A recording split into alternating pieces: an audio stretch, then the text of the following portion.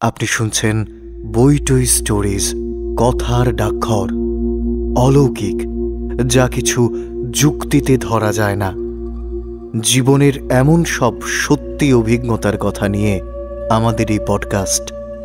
আজ প্রথমে যার অভিজ্ঞতার কথা শোনাব তিনি তন্ময় তালুকদার। তিনি লিখছেন, আমার মামার বাড়ি গ্রামে। আর এখন গ্রাম বলতে যা বোঝায় অত উন্নত তখন ছিল না, বলাই বাহুল্য। তখন অনেক বেশি আন্তরিকতা ছিল। মানে একজনের বাড়িতে যদি কোনো আত্মীয় আসে, সে ওই গ্রামে সবার আত্মীয়, এভাবেই ভাবা হতো। আমার মামার বাড়ির গ্রামের নাম গলসি। এই ঘটনা যখনকার, তখনও ওখানে আলো আসেনি সব ঘরে। আমি স্কুল ছুটি হলেই বেড়াতে যেতাম বলে এমনিতেই গ্রামের সবাই খুব চিনত। তখন ক্লাস 7 বা 8 হবে। সেইবার গরমকালে গেছি বৈশাখ মাসে গাছের আমের লোভে। আমার ছোট মামার এক বন্ধুর বিয়ে লাগলো সেই সময়। মামার বন্ধুর বিয়ে মানে সেখানে আমারও 5 দিনের পাত পেড়ে খাবার নেমন্তন্ন, এমনকি বরযাত্রীও। বেশ মজা। কনের বাড়ির দূরত্ব ঘণ্টাখানেকের পথ। সবাই মিলে হুলাবিলা করতে করতে পৌঁছানো গেল তখন প্রায় রাত 8টা। বিয়ের লগ্ন ছিল বেশ রাতের দিকে, প্রায় রাত 12টার আশেপাশে। তাই অনেক বরযাত্রী খাওয়া দাওয়া সেরে বাড়ি ফিরে গেল। ছোট মামার পরম বন্ধু, তাই মামা রইল তার সাথে, আর সেই সঙ্গে আমি এবং আরও কিছু পরিজন। সব মিলে জনা 15 হবে। তার মধ্যে কেউ কেউ শুতে চলে গেল। বিয়ের আসরে কনের বাড়ির কিছু লোকজন আর আমরা 5-6 জন রইলাম। বিয়ে মিটতে বাজলো প্রায় 1টা। তারপর খাওয়া দাওয়া সেরে শুতে যেতে 1:30টা। বাকি বরযাত্রীদের যেখানে শোবার ব্যবস্থা সেইখানে জায়গা না থাকায় আমরা কজন কাছেই অন্য একটা বাড়িতে শুতে গেলাম। বাড়িটার সদর দিয়ে ঢুকেই পুজোর দালান, আর তার পাশে বৈঠকখানা, সেটা তালা বন্ধ। বাকি বাড়িটা পুরো বললেই চলে।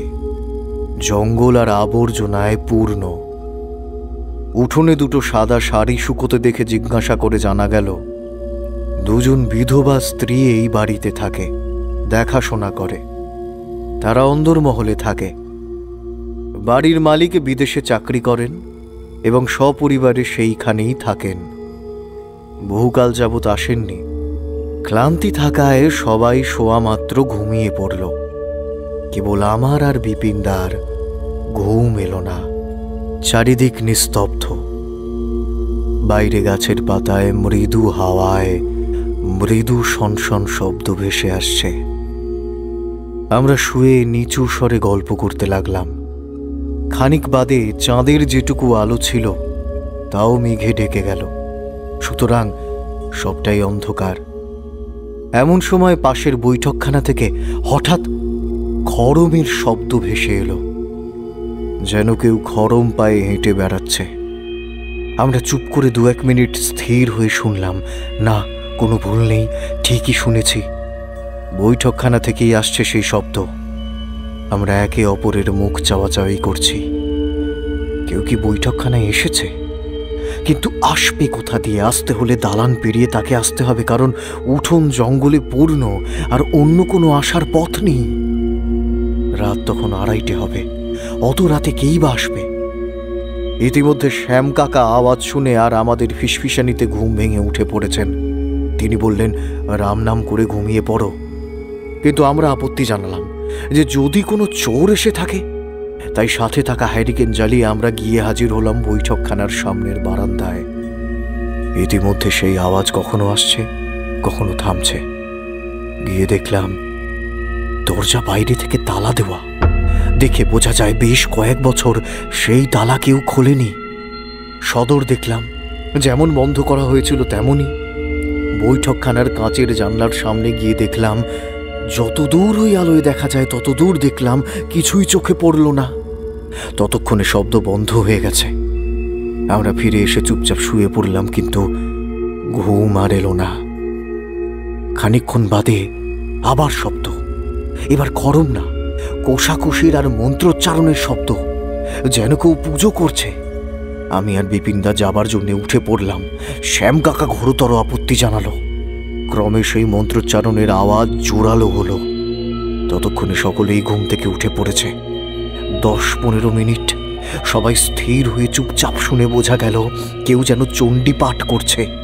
ঠিক হলো তালা ভেঙে ভেতরে গিয়ে দেখা হবে। পুরনো তালা ভাঙতে বিশেষ কষ্ট করতে হলো না।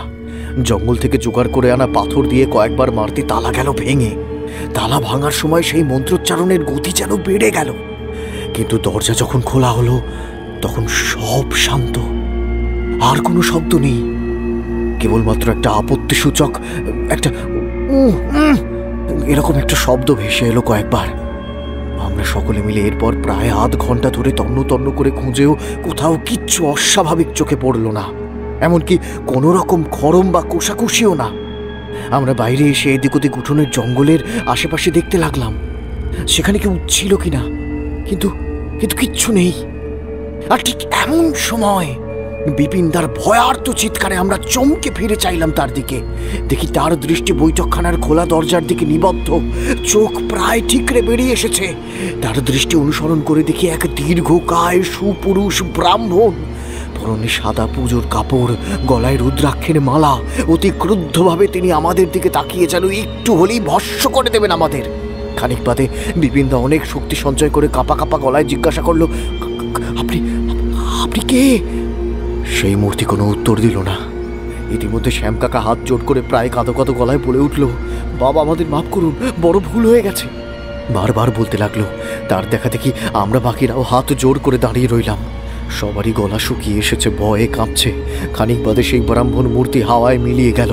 মিনিট পাঁচেকের আবির্ভাব আমাদের কাছে সেই মুহূর্তে বছরের সমান মনে হচ্ছিল। কোনো মতে স্বাভাবিক নিঃশ্বাস নেবার অবস্থায় ফিরে আমরা দালানে ফিরে এলাম। ততক্ষণে ভোরের আলো ফুটতে শুরু করেছে। ঘড়িতে 4টে বেজে গেছে। আর কারো ঘুম এলো না। ঘণ্টাখানিক বাদে পরিষ্কার আলো ফুটতে আমরা কনের বাড়ি ফিরে এলাম বর নিয়ে রওনা হবার জন্য। সেদিন রাতের কথা কনের বাড়ি এসে জানাতে কেউ সঠিক করে কিছু বলতে পারলেন না, কারণ বহুদিন ওইখানে কেউ রাতে থাকে না। এক বৃদ্ধ সে ব্রাহ্মণ মূর্তির বর্ণনা শুনে বললেন, বর্তমান মালিকের প্রপিতামহকে এমন দেখতে ছিল। তাদের ছোটবেলায় তিনি দেখেছিলেন। সেই ব্যক্তি ছিলেন অতি ভক্তিপরায়ণ এবং তিনি নিজে দুর্গাপুজোয় চণ্ডী পাঠ করতেন শুদ্ধভাবে। গ্রামের দিকে ভূত ব্যাপারটা তখন এতটাই সাধারণ ছিল যে কেউ আর বিশেষ ভাবত না। কিছু বছর আগে শুনলাম সেই বাড়ি আর সেখানে নেই। সেখানে এখন বসতি বাজার হয়ে সম্পূর্ণ জায়গাটাই বদলে গেছে। এর পরের অলৌকিক অভিজ্ঞতার কথা লিখছেন রমিতা সেন। ভূত আছে কি নেই জানি না, তবে আত্মার যে একটা উপস্থিতি আছে সেটা খুব ভালোভাবেই বুঝেছিলাম। আর সেই থেকে আজও আমি আত্মায় বিশ্বাস করি। মেয়ে হলেও ছোটবেলায় আমি বেশ ডাকাবুকো ছিলাম। গাছে চড়ে পেয়ারা পাড়া থেকে শুরু করে গার্নিশ বেয়ে রান্নাঘরে ঢুকে আচার চুরি এইসব তো ছিলই, তাই ভয় ডর ছিল না। আমার পিসির বাড়ি ছিল বেহালায়। ছুটিতে গিয়ে অনেক দিন করেই থেকে আসতাম। আমার পিসির মেজ মেয়ে আগুনে পুড়ে মারা যায়। ঘটনাটা আত্মহত্যা নাকি অন্য কিছু সে বিষয়ে একটা ধোঁয়াশা আজও রয়ে গেছে। দিদি যখন মারা যায় তখন দিদির মেয়ের বয়স 4 কি 5, আর আমি তখন সবে মাধ্যমিক দিয়েছি। দিদির সেই মেয়ে বেশিরভাগ সময়টাই পিসির বাড়িতে অর্থাৎ তার দাদুর বাড়িতে থাকত। কখনো কখনো তার বাবা এসে নিয়ে যেত বা কেউ দিয়ে আসতো কিছু দিনের জন্য। সেবার পিসির বাড়ি যেতে আমি আর ছর্দি দুজনে দিদির মেয়ে সোনাইকে নিয়ে রাতে শুতাম। ছর্দি রোজই সোনাইয়ের সাথে ঘুমোয়। প্রথম দিন দিদি বলল, ভোরবেলা যদি কোনো আওয়াজ শুনিস উঠবি না, চুপ করে শুয়ে থাকবি। কারণ জিজ্ঞাসা করায় বলল, আজকাল ভোরে খুব নিশি বেরোচ্ছে। তাই নিশি ব্যাপারটা তখন খুব প্রচলিত ছিল, আর তখন বেহালা এখনকার মতো মোটেই ছিল না। আমিও ব্যাপারটা বিশ্বাস করে শুতে চলে গেলাম। পরদিন সকালে সময় কটা ঠিক বলতে পারবো না, মাথার কাছের জানলায় আওয়াজ, ঠিক কেউ যেন খড়খড়ি ধরে নাড়ছে। দিদির কথা মতো সেই দিন আমি উঠলাম না, কিন্তু রোজই ভোরে এমনটা হচ্ছে দেখে চতুর্থ দিনে আমি উঠে পড়লাম। দেখলাম সেই জানলা হালকা নড়ছে আর অল্প অল্প করে ধোঁয়া ঢুকছে ঘরে। আমি কৌতূহলে জানলাটা খুলে দিতেই ঘরটা ধোঁয়ায় ভরে গেল। খুঁজে দেখলাম ওই জানলার বাইরে এমন কিছু নেই যেখান থেকে ধোঁয়া আসতে পারে। সোনাই ঘুম থেকে উঠতে সেই ধোঁয়া মিলিয়ে গেল। ছোটদিকে বলতে বলল, এই ঘটনা রোজ ঘটে, তাই ওই জানলা বন্ধ রাখা হয়। সবার ধারণা মেজ দিদি ভোরে রোজ মেয়েকে দেখতে আসে। এর 2 বছর পর আমার উচ্চ মাধ্যমিক, তারপর সেই পিসির বাড়ি যাওয়া। সেইবার একদিন সোনাইকে ওর বাবার বাড়িতে দিতে যাবার কথা। আমি আর ছর্দি যাব এমনটাই ঠিক হলো। 2 বাড়ির দূরত্ব হাঁটা পথ, ওই 10-12 মিনিটের। দুপুরবেলা খেয়ে উঠে সোনাইকে দিয়ে আসা হবে এমনটাই ঠিক করা। সেই মতো 3টে নাগাদ আমরা বেরোলাম। গলি ছাড়িয়ে বড় রাস্তায় ওঠার ঠিক মুখে রাস্তাটা 3 ভাগ হয়ে গেছে, আর সেখানে একটা ছাতিম ফুলের গাছ ছিল। আর সেই গাছের তলায় পৌঁছতেই কোথা থেকে জানি না ধোঁয়ায় সেই জায়গা এতটা ভরে গেল যে আমাদের পক্ষে আর 1 পা এগোনো সম্ভব হলো না। মিনিট 5 আমরা চুপ করে দাঁড়িয়েছিলাম, আর কোনো উপায় ছিল না। এই ঘটনা আমাদের চেনা, তাই আমরা বিশেষ অবাক হলাম না এইবার। কিন্তু ভাবিয়ে দিল এর পরের ঘটনা। বড় রাস্তায় এসে শুনলাম 5 মিনিট আগে ওখানে একটা টেম্পো নিয়ন্ত্রণ হারিয়ে রাস্তা পার হওয়ার সময় এক ব্যক্তিকে চাপা দিয়েছে। স্তম্ভিত হয়ে গেলাম। 5 মিনিট আগে আমাদের ঠিক ওখানেই থাকার কথা ছিল, যদি না ধোঁয়া এসে আমাদের আটকে দিত। এরপর সোনাই যতদিন না 18 বছর পার করেছে ততদিন এইরকম বিভিন্ন ঘটনা ঘটেছে। কখনো সকালে ঘুম থেকে তুলে দেওয়া, ফাঁকা চেয়ারের ঠকঠকানি, কিংবা কাজের জিনিসটা খুঁজে না পেলে সেটা দুম করে তার জায়গা থেকে পড়ে যাওয়া, এমন ছোট ছোট অনেক জিনিস। মেজ দিদির চলে যাবার কারণ আমাদের জানা নেই আজও, তবে সে চলে গিয়েও মায়ের কর্তব্য করে গেছে তার মতো করেই। এরপর নিজের অলৌকিক অভিজ্ঞতার কথা শোনাচ্ছেন শমিক মুখার্জি। পেশাগত কারণে বিভিন্ন রাজ্যে এমনকি বিভিন্ন দেশে ঘুরে বেড়ানোর সৌভাগ্য বা দুর্ভাগ্য 2ই আমার আছে। সেরকম একবার কর্মসূত্রে আসাম যেতে হয়, তাও প্রায় বছর 10 হয়ে গেছে। কর্মজগতের মেয়াদ তখন সবেমাত্র বছর 5 গড়িয়েছে। কালা জাদুর কার্যকলাপের কারণে আসামের বেশ নাম আছে, এবং কাকতালীয়ভাবে আমার কাজটাও ছিল আসামের মায়াং নামক গ্রামের কাছেই। মায়াংকে আসামের কালা জাদুর ভূমি বলা হয়। বাড়িতে শোনার পর থেকে মায়ের বুক তো দুরু দুরু শুরু হয়ে গেছে, যদি কোনো ভূত ধরে বা কালা জাদু করে। আমি বীর দর্পে বললাম, আরে বামুনের ছেলে আমি, পইতে বাগিয়ে ধরলে ভূত পালাবে, আর বামুনের তেজে তো এমনিতেই দুনিয়া নস্যাৎ, কে আর কি জাদু করবে। এমনিতেই গ্রামে থাকার ব্যাপার নেই, থাকবো গুয়াহাটির একটা স্ট্যান্ডার্ড হোটেলে, তাই বাবা বা আমি এসব নিয়ে সত্যি চিন্তিত ছিলাম না। নির্দিষ্ট দিনে গিয়ে পৌঁছলাম, কাজও শুরু হলো। আমার থাকার মেয়াদ 10 দিন, বড় জোর 12। আমার কাজ ছিল সরকারি একটি প্রকল্পের অনুদানের প্রাপকদের সাথে কথা বলে তার একটা রিপোর্ট তৈরি করা, তাই অনেক বাড়ি ঘুরতে হতো রোজই। প্রথম 3 দিন নির্বিঘ্নেই কেটে গেল। চতুর্থ দিন আর পঞ্চম দিনে নির্ধারিত স্থান সেই মায়াং গ্রাম। অস্বাভাবিক কিছুই চোখে পড়ল না, নিপাট সাধারণ একটি গ্রাম। কোথাও কোথাও শুধু দেখলাম গাছের গায়ে কিছু সুতো জড়ানো, গাছের নিচে পাথরে সিঁদুর হলুদ এইসব লাগানো, যেমন পুজো করলে হয়। কাজের ফাঁকে একটা চা দোকানে এসে বসলাম। খেজুরে আলাপ আমার স্বভাব, এবং সেই স্বভাব সিদ্ধ উপায় জানলাম মধ্যরাতে এইসব গাছের নিচে তান্ত্রিকের জাদু বলে আত্মাদের আবির্ভাব ঘটে। শুনে কৌতূহল হলো, আবার গাটা শিরশিরও করে উঠল। গাছতলাগুলো একটু এড়িয়ে এড়িয়ে চলতে লাগলাম। আমার গাড়ির চালক বলল বেশি দেরি করা যাবে না, তাই বিকেল বিকেল বেরিয়ে পড়লাম। 1.5-2 ঘন্টার ফিরতি পথ। পরদিন আগেই বলে দিলাম চালক মশাইকে যে আজ কাজ শেষ করে আসতে হবে, সুতরাং তাড়া মারা অর্থহীন। বিকেল যখন গড়িয়ে এসেছে তখনও আমার ঘন্টা দুয়েকের কাজ বাকি। এক ব্যক্তির নাম লিস্টে আছে, কিন্তু তাকে খুঁজে বের করা যাচ্ছে না। লোকজন কেমন এড়িয়ে যাচ্ছে, কেউ ঠিক করে জবাব দিচ্ছে না। আমি চাইলেই লিখে দিতে পারতাম নট ফাউন্ড, কিন্তু আমার কেমন জানি অদ্ভুত জেদ চেপে গেল খুঁজে বের করার। আমার চালকও স্থানীয় ভাষায় লোকজনের সাথে খানিক কথা বলে আমায় এসে বলল একে যেন না খুঁজেই আমি ফিরে যাই। আর সেই সময় হঠাৎ এক বাচ্চাকে জিজ্ঞাসা করতে জানা গেল আরও বেশ খানিকটা গেলে সেই ব্যক্তির বাড়ি, গ্রামের একটু বাইরের দিকে জায়গাটা। গিয়ে দেখলাম একটা ছাঁচা বেড়া দেওয়া উঠোন, মাঝে একটা প্রকাণ্ড গাছ, কিন্তু আধ মরা। খড়ের ছাওয়া দেওয়া মাটির ঘর দুটো, আর তার মধ্যে একটার গায়ে লাল হলুদ সুতো দিয়ে বাঁধা প্রচুর অদ্ভুত দেখতে দেখতে পাথরের পুতুল, যেন ঘরটাকে বেঁধে রাখা হয়েছে। আমি গাছ টপকে সেই আজব ঘরের দরজা অবধি পৌঁছতেই পেছন থেকে একটা রুক্ষ স্বর ভেসে এলো। আমি ঘুরে যাকে দেখলাম সে এক ভীষণ রুক্ষ শুকনো অথচ চোখের মধ্যে আগুন ভরা ভয়ঙ্কর দর্শন মানুষ। মানুষ নাকি অন্য কোনো প্রজাতি আমি ঠিক বুঝতে পারলাম না। ভয়ে খানিকটা টাল সামলাতে না পেরেই আমি হুড়মুড়িয়ে পড়লাম সেই ঘরের দরজার উপর। আমার ধাক্কায় সে দরজা গেল খুলে, আমি পড়লাম তার ভেতরের মাটিতে। আর সেই দেখে ওই ব্যক্তি প্রায় ঊর্ধ্বশ্বাসে দৌড়ে এলো।